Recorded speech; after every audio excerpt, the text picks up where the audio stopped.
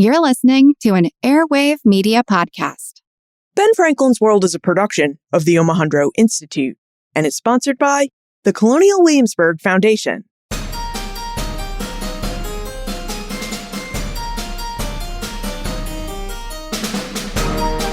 Hello, and welcome to episode 348 of Ben Franklin's World, the podcast dedicated to helping you learn more about how the people and events of our early American past have shaped the present-day world we live in. And I'm your host, Liz Covart. On December 19, 1777, George Washington marched his Continental Army into its winter encampment at Valley Forge, Pennsylvania. Now, if you think back to what we learned in school, Valley Forge is the winter when the soldiers in the Continental Army did everything they could just to keep warm. They built wooden huts where they huddled inside around a campfire.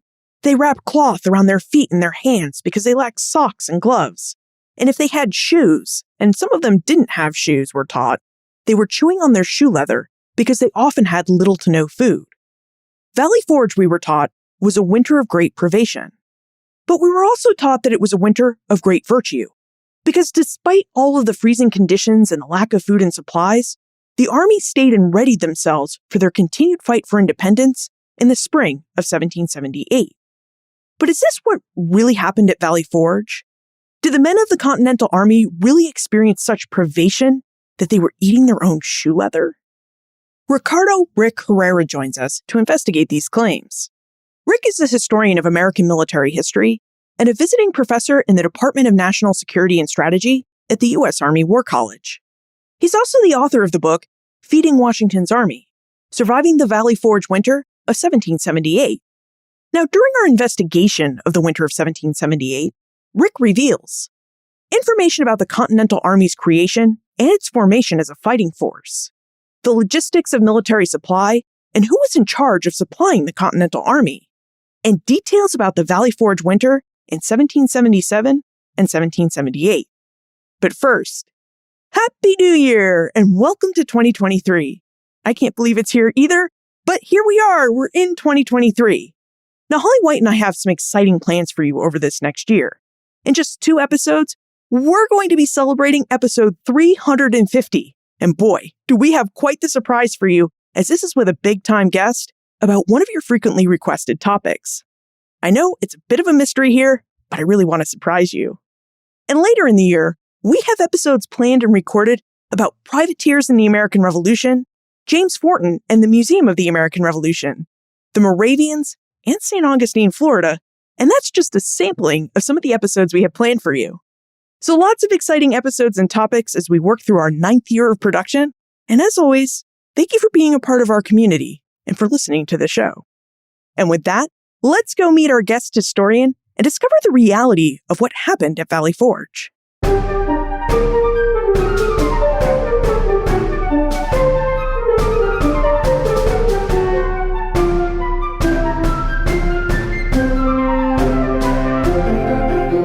Joining us is a visiting professor in the Department of National Security and Strategy at the U.S. Army War College.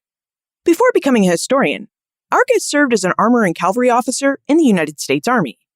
He has spent most of his career as a historian who specializes in 18th and 19th century American military history, and he's written numerous articles and 2 books, including Feeding Washington's Army, Surviving the Valley Forge Winter of 1778. Welcome to Ben Franklin's World, Ricardo Herrera. Hi, Liz. I'm very happy to enter it. It's a fun place, this Ben Franklin's World, and we hope you enjoy your time in it. So, we're going to be talking about the United States' First Army and its memorable winter at Valley Forge in the winter of 1777 and 1778. Rick, what do we need to know about the Continental Army as a fighting force, and could you tell us a bit about the context of its creation? The Continental Army, God, I want to call it something of a pickup team. What takes place is that following the initial hostilities in New England in April of 1775, the British garrison in Boston gets surrounded by New England militiamen. And the Continental Congress on the 14th of June, 1775, decides to adopt these fellows as the Continental Army. It's not terribly continental. It's mostly New England militiamen, although we will see the 1st Continental Regiment which is comprised primarily of riflemen from Virginia, Maryland, and Pennsylvania. And in fact, the colonel of that 1st Regiment is buried here in Carlisle, Pennsylvania. But they get adopted on the 14th of June, and that's the date that the U.S. Army celebrates as its birthday, making it the senior service in the United States. It gets adopted then, and the size of it fluctuates. We estimate that somewhere around 230,000 soldiers served in the Army from 1775 through 1784 when it was finally disbanded. At any one time, its largest size was maybe around 48,000 strong, and that's really in every theater, every department. So it's not in any one concentrated place. In fact, Washington's largest army that he commanded was during the New York campaign of 1776, and it's about 23,000 strong Continentals and militiamen. When he marches into Valley Forge, he's got about 10,000 soldiers. When they march out for Monmouth, something over 14,000 strong in May of 1778. But the Army, in many ways, was a microcosm of American society. It was decentralized in the sense that every state raised its own continental line, and these were based upon quotas assigned to the various states.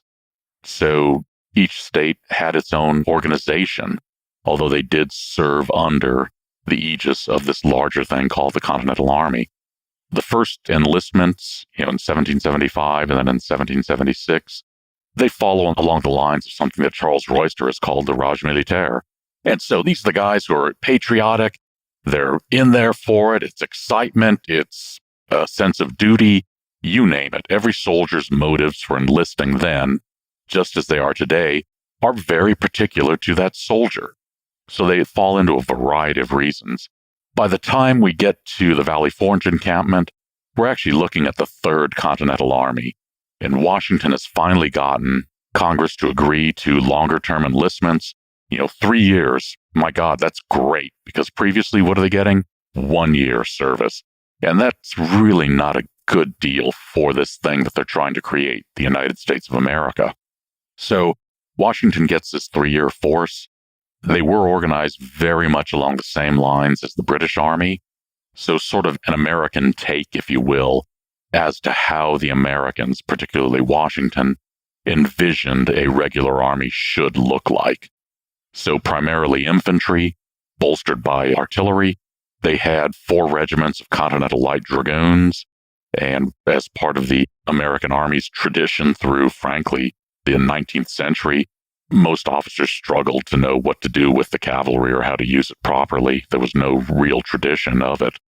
So it's very much this American-style version of the British Army, and it follows many of the same tactics, linear tactics, maneuvering by touch of elbow, trying to fire in volleys, you name it. Did regional culture impact the culture of the Continental Army at all? You mentioned that at its start, the Continental Army was mostly made up of New Englanders, and then later we have the addition of riflemen from Pennsylvania, Maryland, and Virginia. And as men would come in and out of the Army, and you said there were about 230,000 soldiers who served throughout the American War for Independence. As men would come in and out of the Army, how did their regional cultures and origins impact the Army's culture? I'm thinking in particular of Washington's shock at how New Englanders elected their officers and how he thought they were just generally undisciplined. And Washington's famous remark is that he finds them an exceeding dirty lot. And that's really not the tone that you should take with your soldiers. You may be the general, but you got to show them some respect. It's a two-way street, Your Excellency. But Washington and many of these soldiers, most of them had never traveled more than, say, 50 miles away from home. And so when they march across the length and breadth of the eastern seaboard, they're entering entirely new worlds. One of the things that, for example, Joseph Plum Martin, who's probably one of the best known enlisted men of the war because of his memoirs, Martin writes about Pennsylvanians as Southerners. He can't understand their accents. They can't understand his. And so the regional distinctions were incredibly pronounced. And they're trying to get a feel for one another, trying to understand one another. And it's really through their service that starts to create more of an identity as Americans. Not that that ever happens fully, because we do have, of course, that thing often called the late unpleasantness, the Civil War, which this dysfunctional republic goes to war with itself and helps create at least some form of American identity after 4 years of mutual slaughter. But the regional distinctions are incredibly varied, and those are preserved within the regiments. There are a handful of additional regiments, as they were termed, and they're probably the closest things that you will see to a continental regiment. And so they might have soldiers from 3, 4, 5 different states. So that's about the closest you're going to get to anything resembling a continental regiment in the truest sense. That makes me wonder if men like Joseph Plum Martin, who I believe was from Connecticut, I wonder if Martin and other men took opportunities to visit and experience different regional camps as they were serving in the Army. Like, did someone like Martin say, I'm going to breakfast with the Pennsylvania camp and I'm going to try out their food. And then maybe for dinner, I'm going to go to Virginia and find out what their entertainment and food is like. Just as a different way of sampling different American cultures as they're all coming together behind this cause for independence. One of the things that takes place, for example, at Valley Forge, what Washington does is disperse smaller elements to form a screen line to man security outposts and what have you. And these soldiers are going out on patrols and they're meeting new people. They're meeting different types of farmers, different types of crops and settlement patterns. So this is as much a war for the creation of an American republic as it is a war of, and this is unintentional, mind you, a war of self-discovery, a war of discovery of this country that they're trying to create. So we have this highly regionalized Continental Army that is both a fighting force and a place of cultural exchange, a place where soldiers could discover what the United States that they're fighting for really is. Now, Rick, you mentioned earlier that at its largest, the Continental Army would be about 48,000 men strong, and that was during the New York campaign. What were the logistics in trying to supply this army? And who's even in charge of trying to supply this army? Was it the Second Continental Congress? Was it George Washington? Or was this something that was entirely left up to the states? Supplying the Continental Army was the 8-year nightmare. Congress had set up a system, and it was done out of the best of intentions, but set up a system that was intended to try and prevent the growth of military power. And as they looked at this, here's the army. It's got brute strength in the form of soldiers armed. But you then look at the logistical piece, purchasing agents, commissaries, quartermasters. All of these men have got financial power. That's another form of growing military power, growing centralized power, and this scares the bejeebers out of Congress. So in order to try and prevent power, in order to check the growth of power, Congress sets up some complex rules governing the purchasing and distribution of supplies.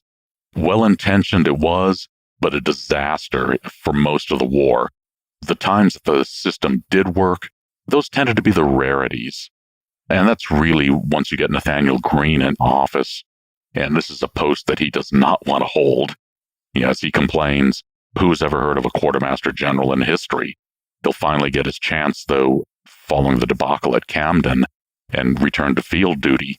But to get back to the original question, trying to supply this army was a Herculean task. If you look at a soldier's rations, for example, every private is allotted 1 pound of beef or half a pound of pork, or 1 pound of saltfish per day, a pound of bread or flour daily, 3 pints of peas or beans per week, a pint of milk per day, and a quart of beer per day. And there are other pieces in there, candles, soap, and so forth. Very rarely did any soldier get that. And if you look at officers' rations, they get extra rations in part because they're expected to, in the case of senior officers, host other officers for dinner, but also they've got servants to take care of.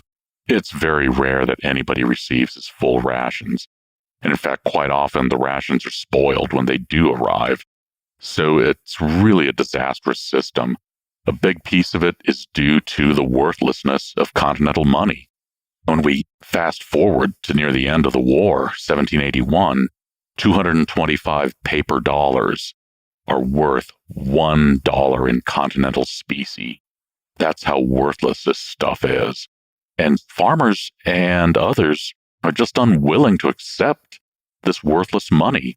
And another problem in there is the fact that by 1778, Congress has changed the regulations, and now purchasing agents have got to post a $5,000 bond, and throughout the war, they have had to rely upon their own extensive networks of suppliers. And so they're literally venturing forth their own capital to try and feed the army. Then they turn in receipts, and then Congress has to examine the receipts. And when they get paid, well, that's anybody's guess. Could you take us inside the logistical process of trying to supply the Continental Army with food?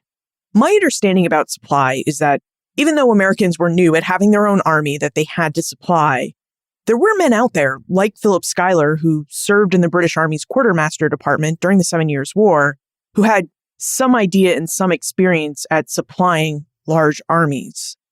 So how much of this previous supply experience from the British Army carried over and informed the supply of the American Army? I'm glad you mentioned Schuyler and others like him. Most of the Americans who had had any experience on the quartermaster or commissary side of the house had not been doing it for large forces. And so they've got some introduction to it, but not a real proper grounding, as it were. And they do understand some of the basics. The big problem, though, is trying to go out and purchase these supplies. And as I'd noted earlier, the fact that Continental dollars were nearly worthless and getting more worthless by the day in some cases, the purchasing agents were really challenged to try and get a hold of basics like food. And that's the easy stuff for Americans. This war is being waged in a land of plenty. As observers often noted, America was probably the best poor man's country in the world. But trying to get these supplies was a real challenge. Another piece was the transportation. Not enough wagons, not enough horses, not enough harnesses, not enough men willing to serve as teamsters to drive these wagons. Part of that's related to pay, part of that is related to militia duty, part of that is related to the fact that many of these men are farmers and they can't afford to be away from what is their real work, which is tending the family farm. So you've got a host of problems in that. When it comes to manufactured goods, Americans were manufacturing some firearms, but for the most part, they're getting captured stocks of British Brown Bess muskets. They're also getting imports of French Charleville muskets. They're getting captured powder. They're manufacturing their own powder. The same thing with shot. Same thing with cannon. They're trying to manufacture their own, but the industrial capacity of the United States, such as it was not terribly large. So they're doing better off by actually getting supplies from the French, from the Dutch, some that are captured, and various other sources. Much the same can be said for uniforms. Trying to uniform and shoe this army was another monumental task. And you see in Washington's letters the tremendous burden that he's got. You know, he's got officers who are manning the staff departments, and they're of varying quality. Some are quite good. Some you just wonder how they manage to get out of bed without hurting themselves. And Washington is often functioning as his own supply officer. And so he's writing letters to the governors of the states. Hey, send supplies. I need help. He'll send out officers from various Continental regiments to their home states to try and talk to the politicians to get supplies for the army from them. So it's really a game of desperation, and they really do try their best to try and feed and clothe and arm and shoe this army. It's a struggle for the entirety of the war. As a historian who has looked at these major logistical challenges and supply chains, if you were to grade the Continental Congress and the officers in the army at supplying the Continental Army, what grade would you give them? How well did they succeed in their task to supply the army? Am I allowed to grade them on effort? Sure. Why not? What about 2 grades? One for effort and one for accomplishment. I'd have to give the officers, there are a few who just stand out for very poor performance, but by and large, for effort, I've got to give the Continental Commissariat and Quartermaster officers an A for effort. These guys really exert themselves. It's something else. In terms of their actual accomplishments, the reality, oh gosh, I'm going to be generous and say a C+. And that's due to circumstances that are frankly out of their hands. Congress's intentions, hallelujah. Thank you so much for your interest in virtue. But virtue doesn't feed empty bellies. Congress, you're getting a D. Your intentions are A+, but the reality is you're barely passing. And that's because of the fears and so much more. Now, because of the issues it had with supply chains and the worthlessness of the continental dollar, the Army often just had to overcome its inadequate supply. So, Rick, how did the Continental Army face its supply challenges? Could you tell us about the impressment of goods, the foraging for goods, and other techniques and tactics the Army would have used to overcome its inadequate supply? Foraging was a constant for the Continental Army. Now, I'm not going to say that they were following Maurice de Sax's injunction that it's better to live off of your enemy and spare your prince the expense of feeding the army, because these soldiers are campaigning in the country that they hope to create, the republic they hope to create.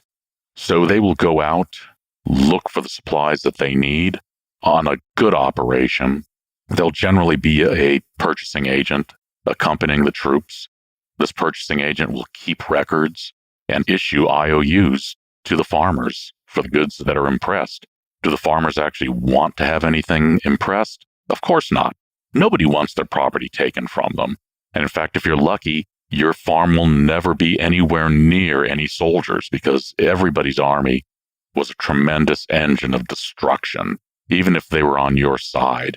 Your fence rails are going to be gone. Your fruit trees, they're going to be picked clean. Your cattle, your ducks, your chickens, you name it, they will be gone because soldiers are hungry and they need to feed themselves. And unless they're kept a close eye on, everything's going to disappear. But the army, it was regularly foraging throughout its existence, no matter where it went. Now, there were times, as I said, that the supply system did work, and that lessened the need to forage. But for the most part, soldiers are going out and trying to get what they can. And that, while necessary to sustain the army, that really forces the army to reduce its combat strength, because instead of preparing to fight, or instead of actually going out and patrolling and looking for the enemy, trying to gather intelligence, you name it, soldiers are out trying to feed their fellow soldiers. Now, I should also add, though, that the British were doing the same thing. There's a rule of thumb for the British Army in this period that they needed 6 months of supplies on hand. That only happens once or twice throughout the entirety of the war. And so during the occupation of Philadelphia, General Howe's soldiers spend more of their time going out looking for food and firewood than they do searching for the enemy. So the need to supply and to sustain these armies really helps drive much of their actions on the battlefield.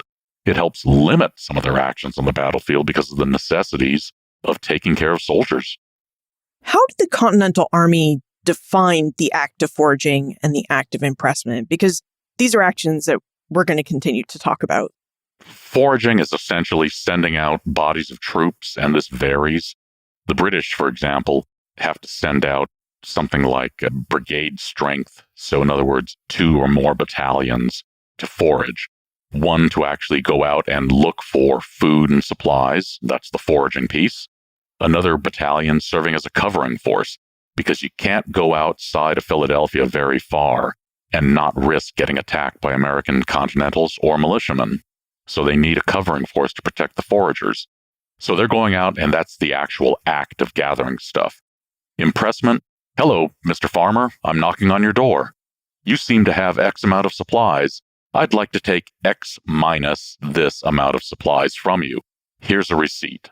There's impressment.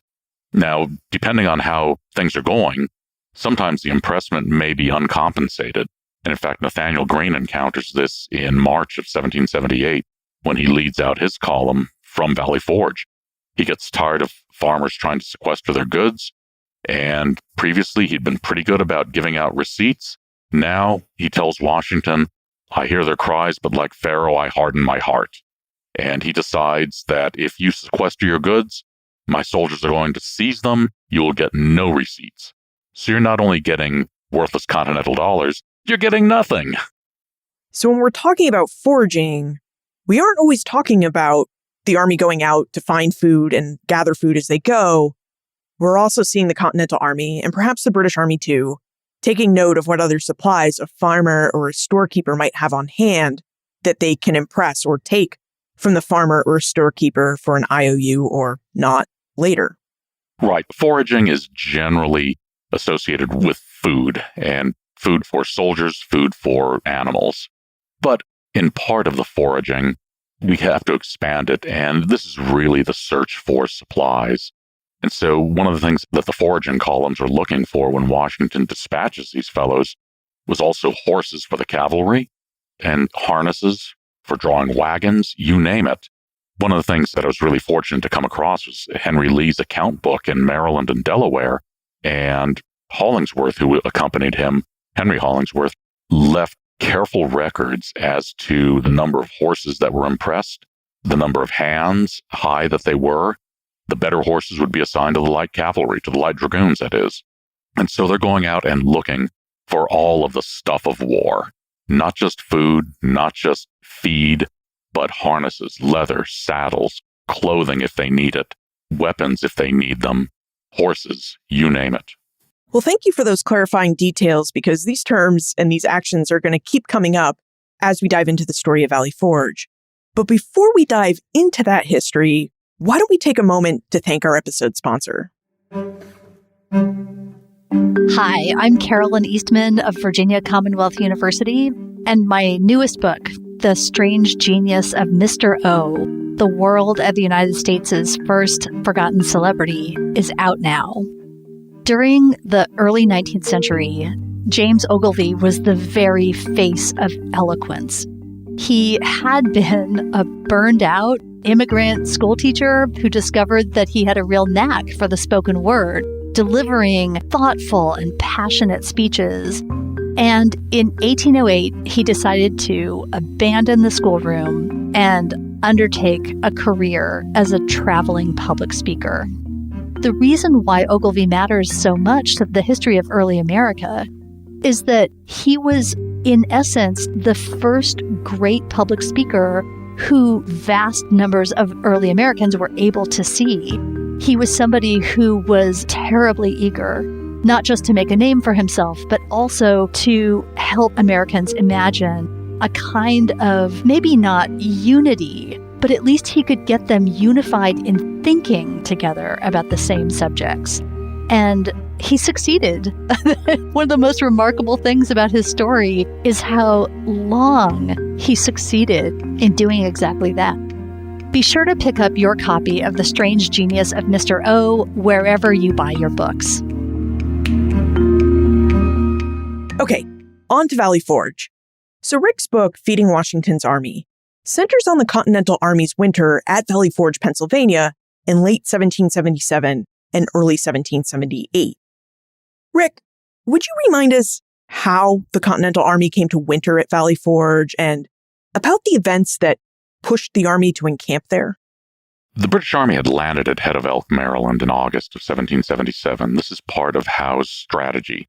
Find the Continental Army, administer a decisive defeat, take the capital. Not only is this a very physical victory, destruction of the enemy's force, it's also a very important symbolic one, capturing the enemy's capital, chasing the Congress out of Philadelphia. It shows the weakness of the American cause in Howe's mind. Well, Washington will meet them at Couch's Bridge, the only fight that takes place in Delaware during the war. They'll be driven back. They'll continue to skirmish. In September of 1777, both armies meet at Brandywine along Chad's Ford. Washington is defeated, and this is something that Washington sadly was rather used to. Despite the defeat, though, Washington's army held together pretty well. And in fact, during the retirement of the army, Nathaniel Greene really distinguishes himself by using his 2 brigades of Virginians, a division, using them to execute a giant L-shaped ambush on the British army as it advances southward. And so as the British crest this hill, Greene's soldiers open fire, and the British are greeted with 75 and 69 caliber balls in the face. That drives them back. Greene holds them together. The army retires to Chester. There are other fights at Paoli where Anthony Wayne gets attacked and surprised at night. He's deeply humiliated. The Battle Above the Clouds, which is the battlefield is today at Immaculata College in Pennsylvania. Both armies facing off, and then a downpour. And they just kind of stand there and stare at one another. Our powder's wet. We can't really shoot at each other. Charging up and down a muddy hill with smooth-soled shoes, that's not a good idea. They stare a little bit longer, then both armies just march away. This is a battle that literally fizzles. After that, Washington will attempt a counterattack at Germantown in October. That also goes poorly. Although there'd been some initial success, and in fact, Howe rode out and shamed the light infantry, the elite of the British Army, for shame, light bobs, and leads them into a counterattack. Again, some poor performance by Continental officers, some good performance by some of them. The soldiers, however, acquit themselves pretty well.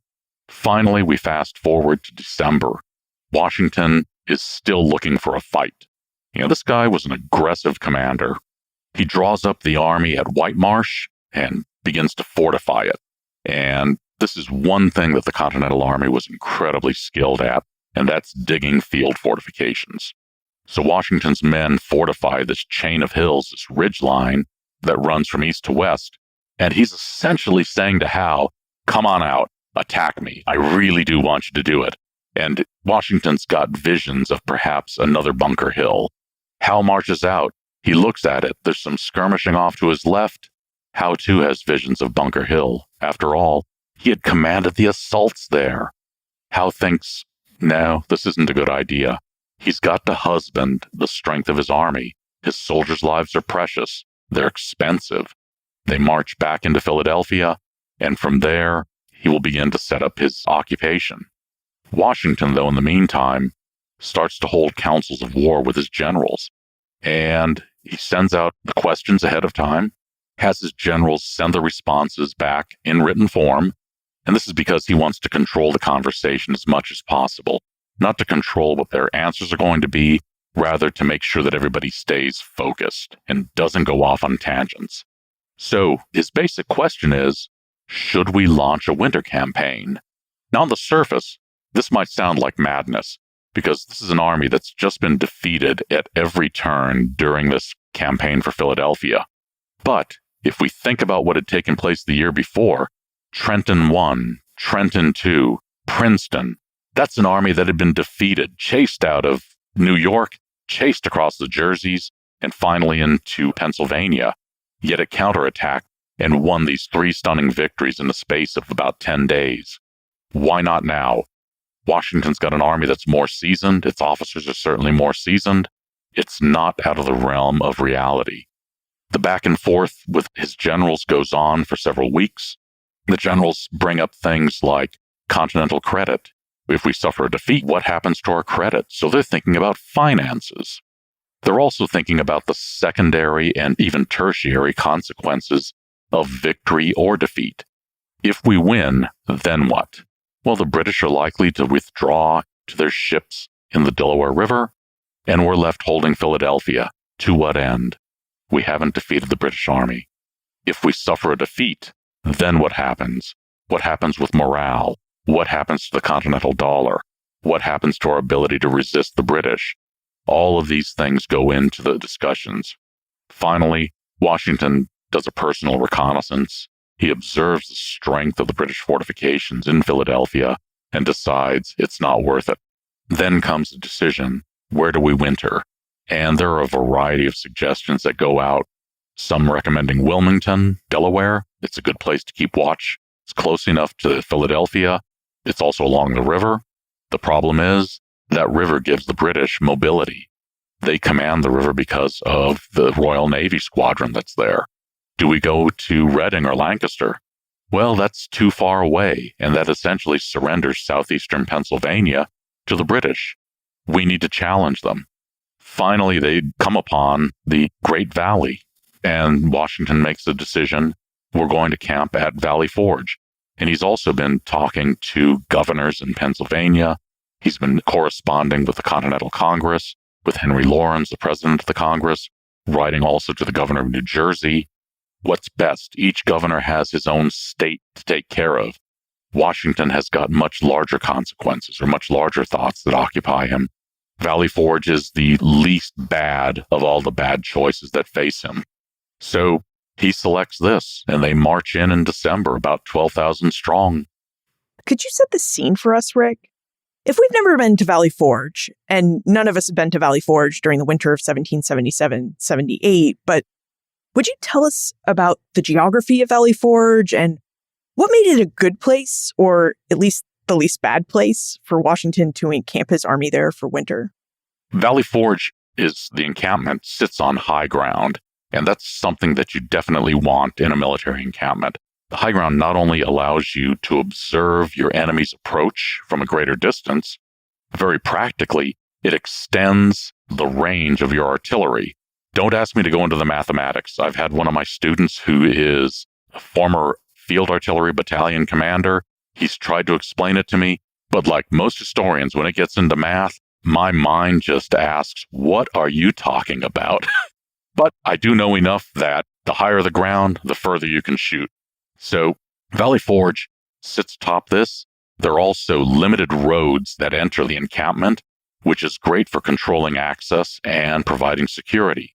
As far as the trees that are nearby, by the time the army begins to build its huts in December of 1777, those trees are all gone. So if you visit there, and I would urge everyone to visit Valley Forge, get rid of all the trees.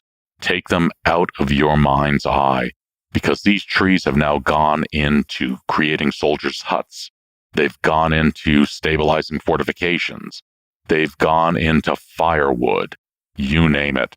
So what this does, besides creating this treeless landscape, is clear the fields of fire for the artillery in case the enemy should approach.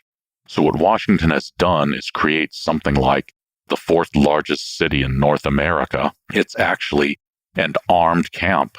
And I suggest to my readers, in fact, when I talk about the book, I suggest that we think about it as the 18th century equivalent of the modern forward operating base, something that many people are used to hearing about from the wars in Iraq and Afghanistan.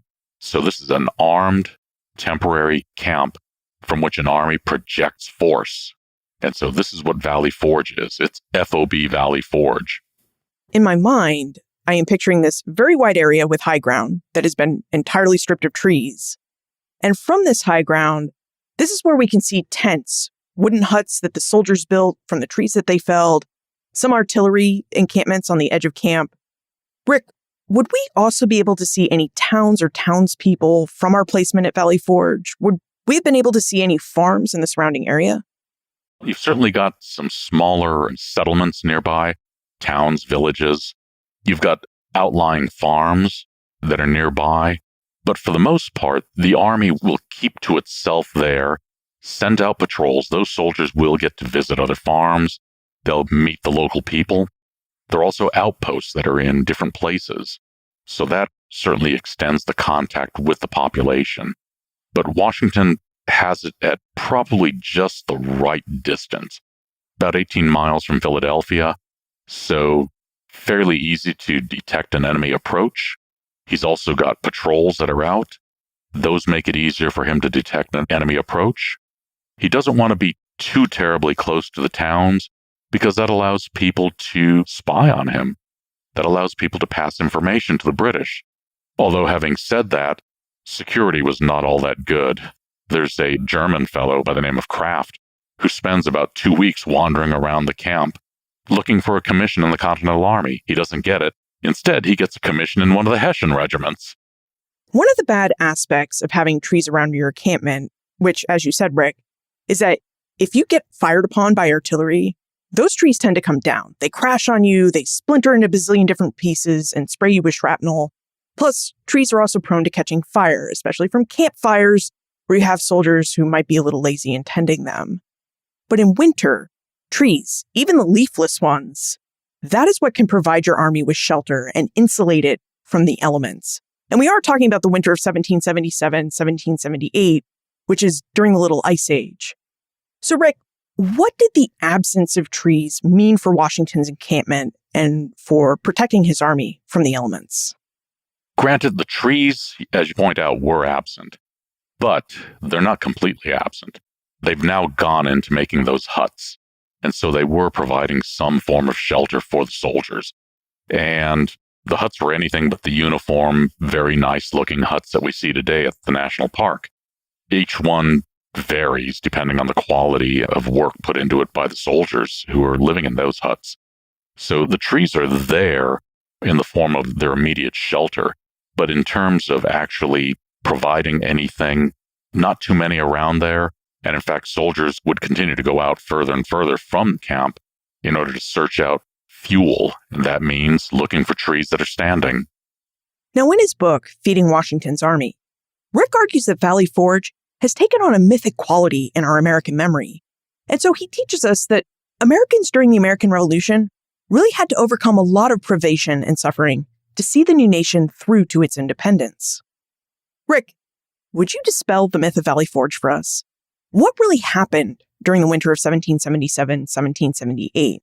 Because I think when we hear Valley Forge, most of our minds think about starving troops, freezing troops, soldiers suffering from disease and supply issues.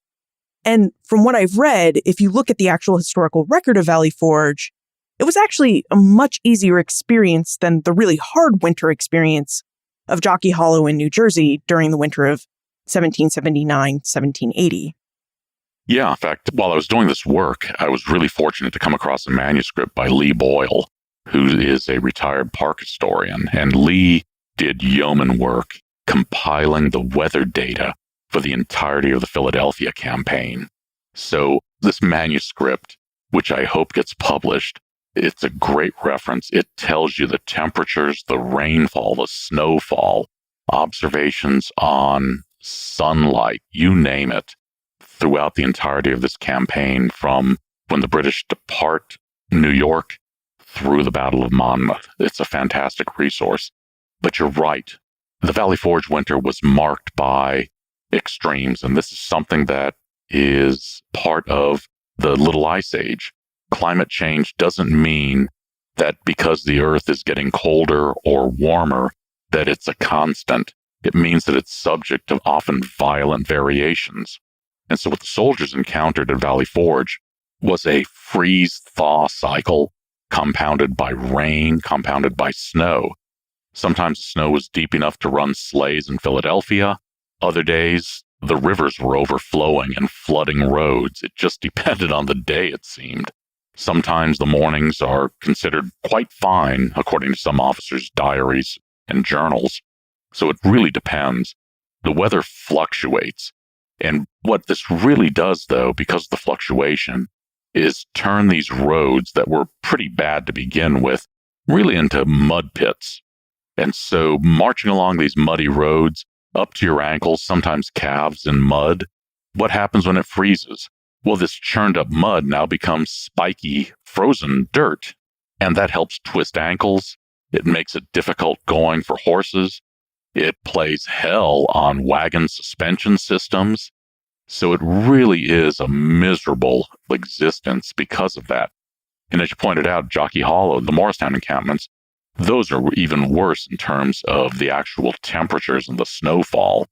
But misery, I suppose, is contextual. You have to live through it to understand just how miserable it was, even though Valley Forge was not as bad in terms of temperature and snowfall as Morristown.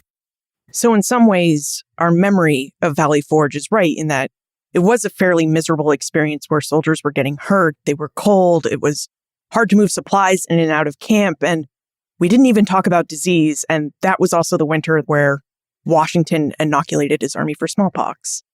Absolutely. You've got a smallpox epidemic sweeping North America. Liz Fenn has written about that in Pax Americana. So Washington sees this, and we've got to get everyone inoculated. because sick soldiers, that detracts from the combat strength of the army. I need these soldiers ready to fight. So I've got to keep them healthy. But you're right, it's a miserable winter. When I look at it, though, and I think that when most Americans look at it, we often envision Valley Forge as the worst winter, and that's part of the American myth-making, American memory. For listeners who have seen the Bugs Bunny cartoon, where the ice cream truck rolls into Valley Forge and Continental's heads poke out of snowbanks, I think that's kind of the image that many of us have. And that also goes along with this mythic image of soldiers suffering in silence, when in fact, as the evidence more than amply demonstrates, this was a camp of activity. Despite the miserable weather, soldiers were doing the stuff that modern-day soldiers would recognize today. They're going out and patrolling. They're looking for intelligence on the enemy. They are looking for fights at times. They are also exercising the writ of continental government. They're also there to bolster Pennsylvania's government. So these soldiers, by their simple physical presence, were demonstrating the fact that there was a Continental Congress. There was a form of government for these rebelling colonies, these United States. Well, we've covered the highlights and the lowlights of the Valley Forge winter, and we actually shouldn't joke about that. There was a lot of suffering during that winter, and we should acknowledge that. But Rick, one event during Valley Forge that you cover in your book, Feeding Washington's Army, that we don't really talk or even hear about is the Grand Forage of February 1778. Would you tell us about the Grand Forage of 1778 and how that event fit into the Valley Forge winter? The Grand Forage of 1778 is something that was a historian's dream. Nobody had ever looked at it on its own terms. And, how often do we get that chance to find something that's really untouched? Back in the 1920s, there'd been a local antiquarian, Frank Stewart, who'd written a pamphlet highlighting Anthony Wayne's foraging activities in New Jersey and also the subsequent British activities that followed on. And that's used in probably every book that's written about Valley Forge. So looking at that, I thought there's got to be more in this. And so I began to dig much more deeply into it. And this Grand Forage of 1778 was the largest muscle movement of the Continental Army while it was encamped at Valley Forge. And in fact, the British response was the largest muscle movement of the British Army while it was in Philadelphia garrison. And so what this represented was really an act of desperation on Washington's part. He writes that the army is on the verge of dispersal or collapse. From the outset, he realized that holding Valley Forge was imperative. It was not only military necessity, it was political necessity. And politics and warfare cannot be separated. Washington understood this. Although he was, in my estimation, a mediocre tactician, he was becoming a superb strategist. Washington understood the close connection of the army and political regimes. He understood the connection of the army and how it had to subsist and exist at Valley Forge in order to challenge the British for control of this region. So he's between a rock and a hard place. Washington issues orders to Nathaniel Greene. Initially, it was probably going to be Anthony Wayne because he was a local boy, he knew the area. But given the importance of the entire expedition, he goes to his right-hand man. And I know that fans of Hamilton are probably thinking, no, wait, Alexander Hamilton, that's his right-hand man. Well, okay, calm down. It's actually Nathaniel Greene. It's the apostate Quaker from Rhode Island. And Greene is Washington's best field commander. This mission is far too important to leave to a brigadier general in Washington's mind. So it's now going to a 2-star, a major general. He gives Greene orders. Greene doesn't really believe in the expedition, but he's a good soldier. He salutes and says, "Thy will shall be done, boss."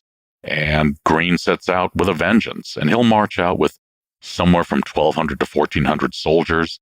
And these guys represent some of the best armed, best equipped, and healthiest soldiers in the army. It's also very much an ad hoc command. So orders go out to the various brigades, collect X number of soldiers for this. Unfortunately, I don't have their names. I would love to come across the muster rolls for this expedition. These soldiers deserve to be known. But they go out, they've got 4 guns, probably 6-pounders, I'm guessing. I haven't found the records recording the calibers. And they will head south into Chester County looking for these supplies. Greene's fortunate in that Howe did not respond. So he's left unmolested to try and go out and gather supplies. Again, as is the case so often with studying the War for Independence, the records are either not available or are missing. I don't know the exact amount of supplies that he was able to gather, although he did write to his friend Henry Knox at the end of this expedition how proud he was of what he had been able to glean from Pennsylvania's countryside. That leads me to believe that it was not insubstantial. So Greene goes about this. He then decides that he's going to send Anthony Wayne across the river. And this is now Greene taking this expedition and expanding it. Wayne will link up with John Barry, and John Barry is the seagoing equivalent of Anthony Wayne. They're both daring. They're both willing to take a risk. They are both focused on the mission. And the two of them just seem to hit it off well.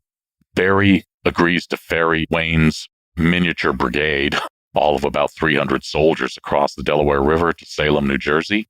Then Wayne convinces Barry, I don't think it took much arm twisting, hey, I'd like you to set fire to the marsh hay. And so Barry sets fire to the marsh hay. Why is he doing this? Well, it's not simple amusement. It's to distract the Royal Navy and to help perhaps delay or even prevent a descent of the British Army upon him while he's in New Jersey. So Wayne will work his way through New Jersey. He establishes contact with Colonel Ellis, soon to be Brigadier General Ellis of the New Jersey Militia. Ellis provides him with incredible amounts of intelligence. Wayne is able to send out small parties to go out and contact local farmers, property holders. He even knows how many horses and cattle some of them have. That's how well developed the intel network was for Anthony Wayne. They'll march northward. It's finally, though, with Wayne in New Jersey that Howe decides to act.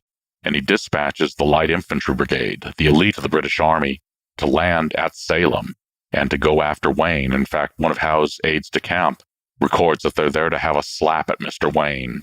They come within a hair's breadth of capturing him at Swede's Church. Wayne gets away. To his north, though, at present-day Camden, then Cooper's Ferry, another brigade has landed. 2 battalions of the Black Watch, the 42nd Foot, Highlanders, the Queen's American Rangers, probably the crack provincial unit under the command of John Simcoe, who, I hate to tell fans of Turn, was not a homicidal maniac. He was not a psychopath. Sorry. So he's got that, and it seems that Wayne has now got the potential of being captured. He's able to elude it, because what did the British Army do? It fell back on its previous patterns of operation. It began foraging. It began looking for food and supplies that it needed, and it ignored its primary mission of having that slap at Wayne. Here's a chance to administer a defeat to one of the leading generals in the Continental Army, and the British drop the ball. So Wayne is able to get through New Jersey, and he's able to supply quite a bit of cattle, sheep, swine, you name it. As all of this is going on, Captain Henry Lee, who commands 5th Troop 1st Continental Light Dragoons, is doing his foraging in Delaware and Maryland. And he sends back hundreds of head of cattle, sheep, swine, you name it.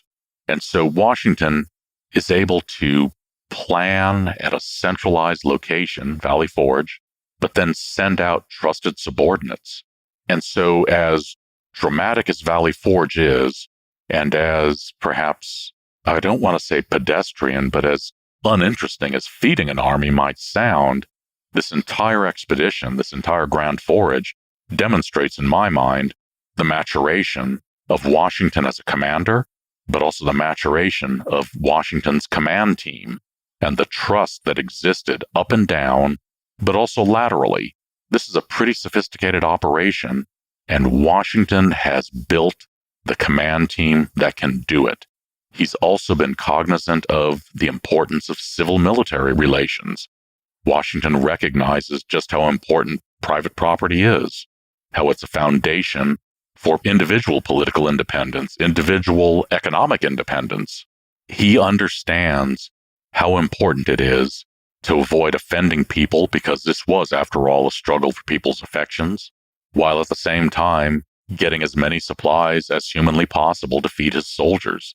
So it's an incredibly complex operation that really shines a light, I believe, on the maturation of the Continental Army's leadership from Washington downward. That sounds like a really tricky situation, where you have to go out and gather supplies for your army, demonstrating that you have the force to take supplies if you need to compel people, but also balancing the need to keep everybody motivated to at least continue their support of the Continental Army and the Revolutionaries' cause. Like, you don't want to turn the civilians against the army. So, Rick, when we consider this task, what grade would you give Washington and the Continental Army on the Grand Forage of 1778? I think overall, I'd have to give the Continentals an A in terms of their ability to make up for what the formal supply system was unable to do for the soldiers, in terms of the Continentals' ability to avoid alienating any more people than it had to alienate. And judging by the results, Washington's soldiers succeeded. So I think they are well deserving of an A. In fact, I think I'm going to give them an A with honors. High marks. Now, as we think about the Grand Forage of 1778, what were the shorter and longer term impacts of this military operation? So how did having all of these supplies that they were able to gather impact Washington's ability to feed his army at Valley Forge? And what did the success of the Grand Forage mean for Washington's future work to supply and feed his army? Glad you asked that. The Grand Forage allows the army to survive until the spring. And this isn't to say that there weren't other foraging operations going on, but this is the largest one. The forage allows the army to maintain its position at Valley Forge until spring, until cattle can start coming down from New England. And this means fresh food for the soldiers, which they so badly need. So it's a success in helping the army maintain its position.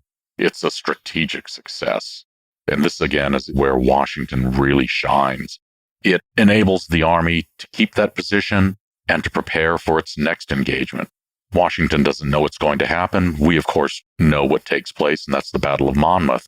But because the army is able to maintain its position, feed itself, get resupplied, rebuild its strength with recruits coming in, the army is able to march out and pursue Henry Clinton's retiring column as it's marching toward New York. And Washington's able to have this one last fight in the middle colonies, in the middle states. Clinton also is able to have a fight, which he's looking for before he has to disperse upwards of half his strength to the West Indies. But it's a significant piece and an understudied piece. We've had a pretty far-ranging conversation today, although we never did stray far from Valley Forge. But this leads me to wonder, what is the one aspect of the winter at Valley Forge in 1777 and 1778 that you wish we better understood? How do you want us to walk away from this conversation remembering the winter at Valley Forge? The myth that most of us Americans have grown up with, this myth of Valley Forge as a static place, as a place simply of suffering and virtue. I'd like people to understand Valley Forge as a hub of activity. I'd like them to realize that this was the home of an active field army, an 18th century army, but an army doing the stuff that modern armies would today recognize, and to realize that it's more than just this place of suffering and virtue that our myths and our memory have constructed, but it's a hub of military activity, and that Washington is doing many things that modern-day soldiers would understand. And so it's more than what we think it is. It's more than we've grown up to think it is. We should jump into the time warp. This is a fun segment of the show where we ask you a hypothetical history question about what might have happened if something had occurred differently, or if someone had acted differently.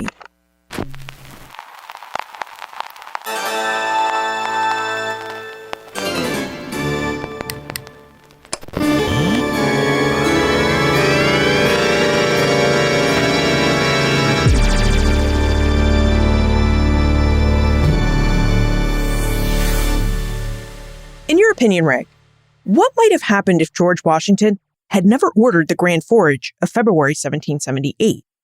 How do you think the Continental Army's encampment at Valley Forge would have ended differently? And how might the American War for Independence have ended differently? Oh boy. Had Washington not ordered the Grand Forage, the Army would have faced two choices: dispersal or destruction. Washington, I believe, would have probably retired further west, somewhere toward Lancaster, somewhere toward Reading, falling back on his bases of supply. By doing so, that would have undercut all pretensions to Continental Congress's authority in southeastern Pennsylvania. It would have given the British free range within that area. That said, I think that the war would have still continued. The revolution was too far gone by 1777, 1778. Britain's presence and ability to gain more loyalists was not going anywhere very quickly. It might have dragged the war out a little bit longer, but I think that the conclusion might very well have been the same. It would have just taken longer. Washington would have had a more difficult time recruiting troops, I suspect. His army would have survived, but he would have really undercut, as I said, any pretensions to continental authority in Pennsylvania.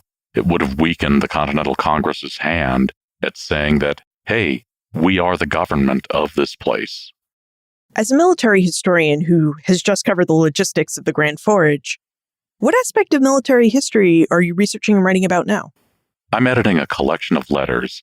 This is something that I came across in grad school in 1997, and it's a collection of letters from a private in the Regiment of Mounted Riflemen, today's 3rd Cavalry Regiment, who enlisted in 1846, lands at Veracruz during the Mexican War, fights his way to Mexico City, comes back. He left a collection of 13 letters, very long, and they're wonderful letters.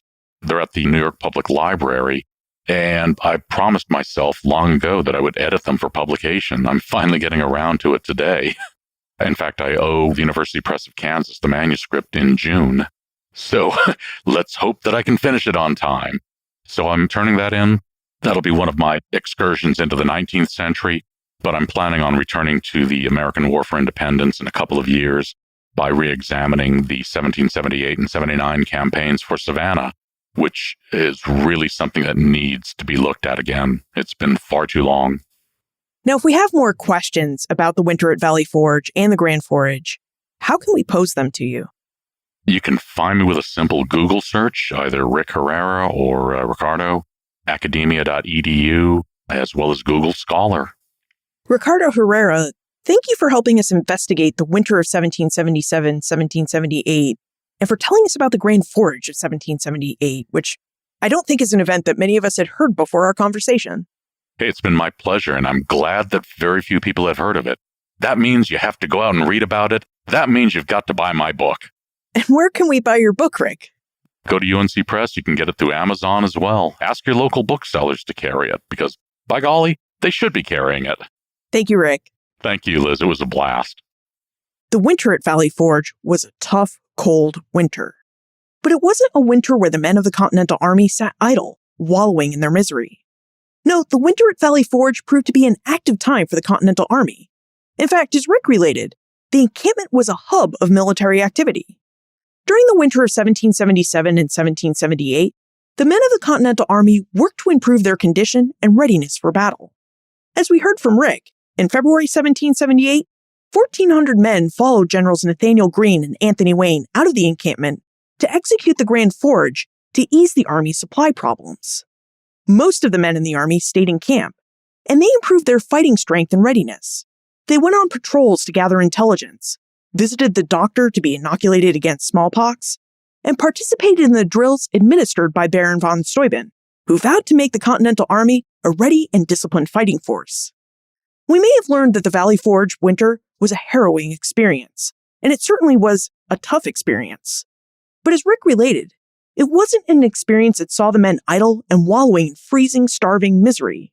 No, Valley Forge was about being proactive and improving the Army's readiness for the campaigns and battles ahead. You'll find more information about Rick, his book, Feeding Washington's Army, plus notes, links, and a transcript for everything we talked about today all in the show notes page. benfranklinsworld.com/348. Friends tell friends about their favorite podcasts. So if you want to make someone's new year, please tell them about Ben Franklin's World. Production assistance for this podcast comes from the Omohundro Institute's digital audio team. Joseph Edelman, Holly White, Ian Tonat, and Dylan Holzer. Breakmaster Cylinder composed our custom theme music. This podcast is part of the Airwave Media Podcast Network. To discover and listen to their other podcasts, visit airwavemedia.com. Finally, you've been asking about Valley Forge for a long time, so what other topics would you like to know about now that we've covered Valley Forge? Tell me, Liz at benfranklinsworld.com. Ben Franklin's World is a production of the Omohundro Institute and is sponsored by the Colonial Williamsburg Foundation.